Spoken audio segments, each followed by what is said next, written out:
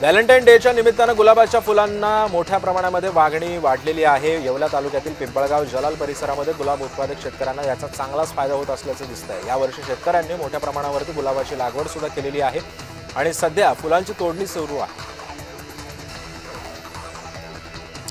संगमेश्वर तालुक्यामध्ये कोरड्या विहिरीमध्ये पडलेल्या 5 गव्यांना बाहेर काढण्यात यश आले। 3 तास रेस्क्यू ऑपरेशन करत गव्यांना बाहेर काढण्यात यश आले। सुमारे 17 ते 20 फूट खोल विहिरीमध्ये जेसीबीच्या साहाय्याने या गव्यांना बाहेर काढण्यात आले।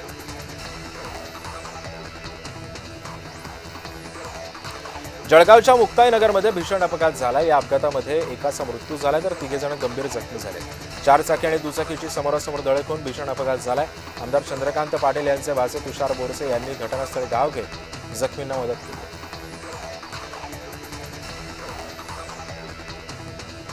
वाशिम जिल्ह्यामध्ये सेतू सुविधा केंद्र वाटपामध्ये गैरव्यवहार झाल्याचा आरोप बेरोजगार तरुणांनी केलाय। आर्थिक व्यवहार करून सेतू केंद्र करण्यासाठी आणि देण्यात आल्याचा आरोप सुद्धा होतोय। संपूर्ण सेतू केंद्र भरती प्रक्रिया रद्द करावी अशी मागणी जिल्हाधिकाऱ्यांकडे करण्यात आली।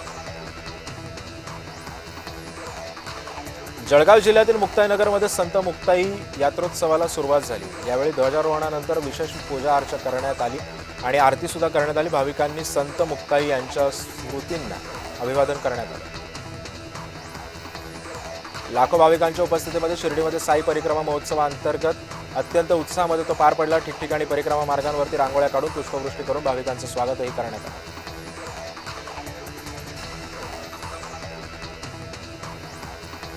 पैठण नगरपालिकेच्या अतिक्रमण हटाव मोहीम तात्पुरती स्थगित करावी अशी मागणी करण्यात येते। नाथ षष्ठीच्या पार्श्वभूमीवरती अतिक्रमण हटवून मुख्य रस्ते मोकळे केले जात होते, मात्र व्यापाऱ्यांनी तीव्र विरोध केल्यानं ही मोहीम काही काळासाठी तात्पुरती स्थगित करावी लागली।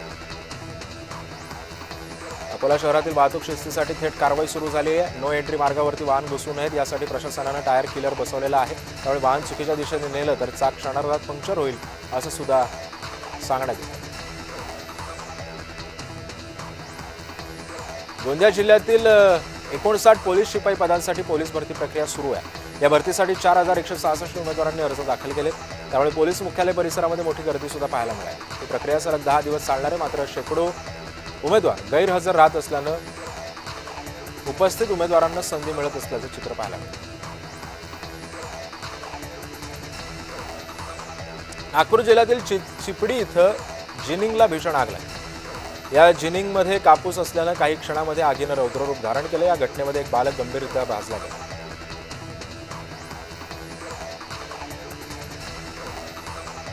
भंडाऱ्याच्या वैनगंगा पुलाची दुरावस्था झाली आहे। तुटलेल्या लोखंडी जॉईंटमुळे प्रवाशांचा जीव धोक्यात घालून हा पूल जीर्ण होत चाललाय।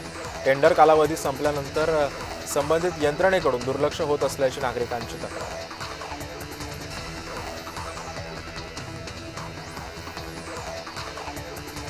महाशिवरात्रीच्या पार्श्वभूमीवरती नागनाथ मंदिर परिसराची जिल्हा प्रशासनाकडून पाहणी करण्यात आली। हिंगोली जिल्ह्याचे जिल्हाधिकाऱ्यांसह इतर अधिकाऱ्यांनी मंदिर परिसर, भक्तनिवास, वाहनतळ तसेच ड्रोन लाईट शोच्या मैदानाची तपासणी केली।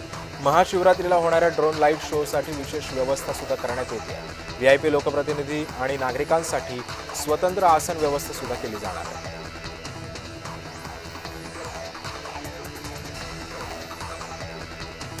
येवला शहर पोलीस स्टेशनचे नवनियुक्त पोलीस निरीक्षक योगेश घोरपडे यांनी पदभार स्वीकारलाय। पोलीस निरीक्षक अनिल भवारी यांची बदली झाल्यानं त्यांच्या जागी योगेश घोरपडे यांची नियुक्ती करण्यात आली।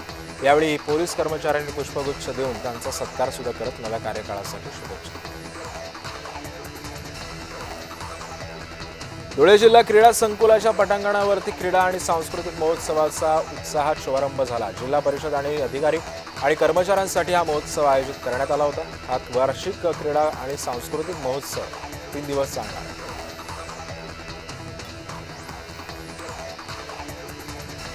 महाड एमआयडीसीमध्ये भंगाराच्या गोडाऊनला भीषण आग लागली। गोडाऊनमध्ये ठेवलेल्या औद्योगिक वापरातील प्लास्टिक पिशव्या आणि इतर वस्तू जळून खाक झाल्यात। अग्निशमन दलाला आग नियंत्रणात आणण्यासाठी यश आलं, मात्र बंद कंपनीमध्ये भंगार व्यवसाय सुरू असताना आगीनं रौद्ररूप धारण केलं।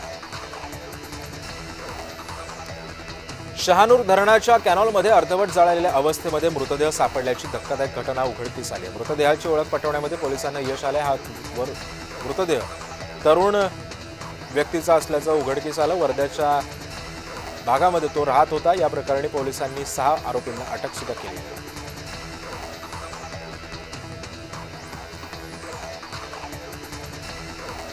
जळगावात 2 चारचाकी एकमेकांना धडकल्यात आणि त्यानंतर भीषण आग लागली। पाचोरा रोडवरील रायसोनी अभियांत्रिकी महाविद्यालयासमोर ही घटना घडली। एक कार पाठोपाठ दुसऱ्या चारचाकीनेही पेट घेतला, त्यामुळे आगीचा भडका उडाला आणि दोन्ही चारचाकीमधील तरुण बाहेर पडल्याने मोठी दुर्घटना घडली।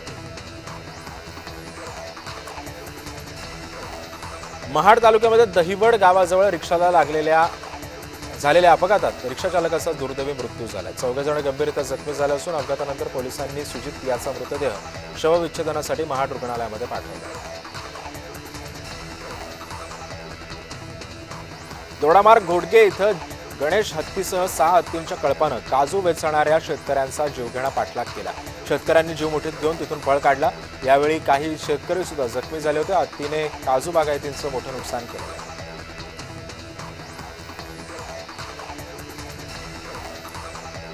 जिद्द आणि चिकाटीच्या जोरावर कोकणाच्या कन्येनं पुन्हा एकदा आभाळाला गवसणी घातली। खेड तालुक्यातील बोरस गावच्या ऋतुजा सनगरेची भारतीय सैन्यामध्ये निवड झाली आहे। विशेष म्हणजे ऋतुजा ही खेड तालुक्यातील पहिली महिला सैनिक ठरली आहे।